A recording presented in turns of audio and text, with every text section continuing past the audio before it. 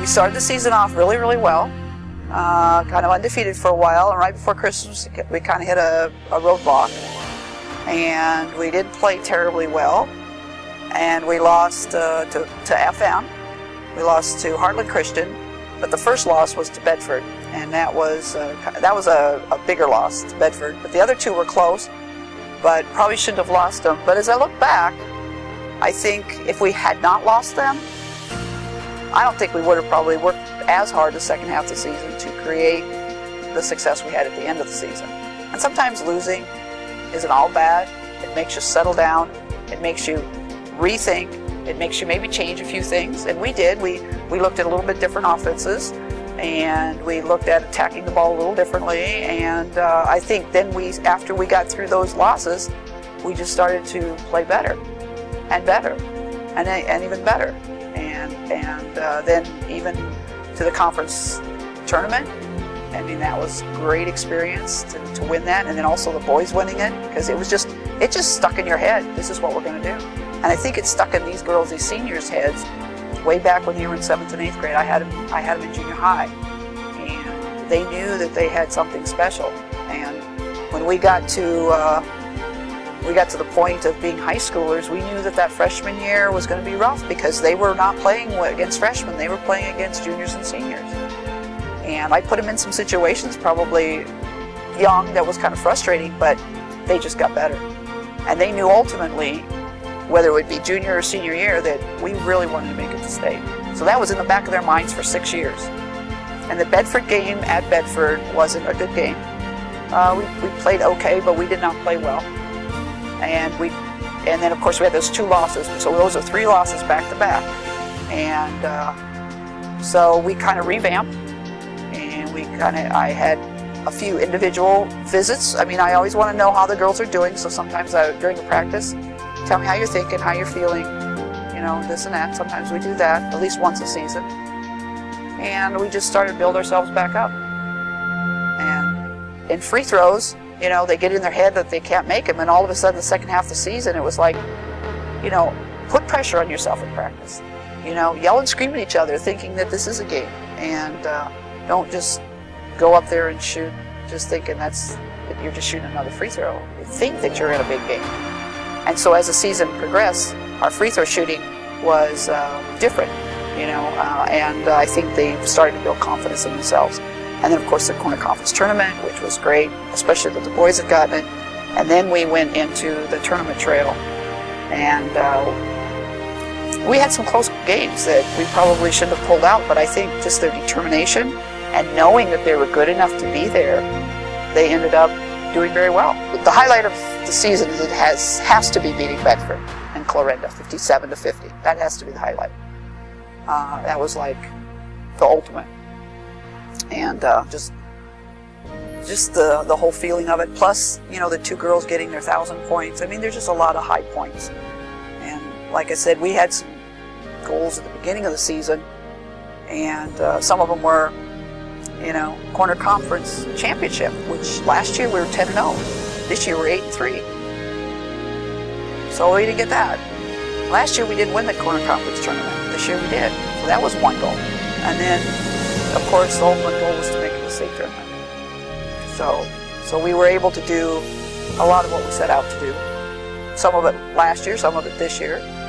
We didn't have a great game in the state tournament, but I think it got to the point where a few things went wrong, and then it just roller coasted into where panic set in, and there's just no pulling back from that. But I'm still very proud of them. It was a great year. We had a lot of fun. And I was there as a freshman in high school, as a junior and a senior. And I am just proud of the fact that I can bring that experience to the girls here. Villisca hasn't been there since 1968.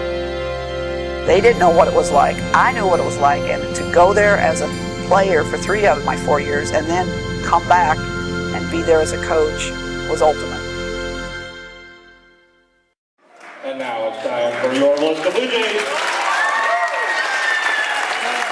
Left fielder number 0, Morgan Hare. Left fielder number 10, Jill Vanderhook. Left fielder number 20, Michaela Dolce. Senior number 30, Amanda Cook. And senior number 34, Bree-Ann Fisher. The Blue Jays are coached by Connolly and Jack Gilbert.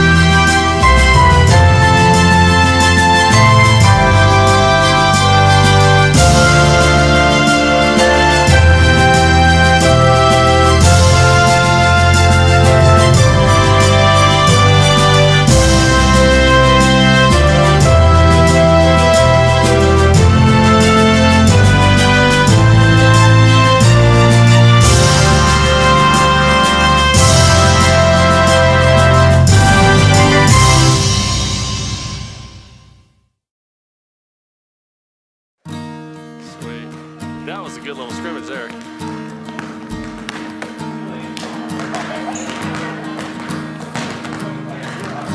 Yeah, I like the outside shots. Those look good.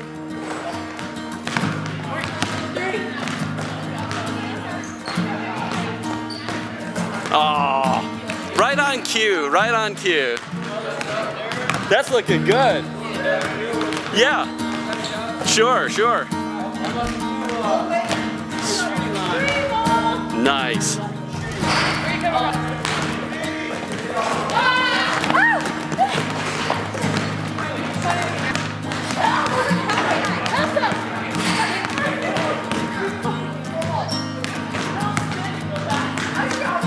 Nice. Boy, a lot of those are going in. That's all right. Hey.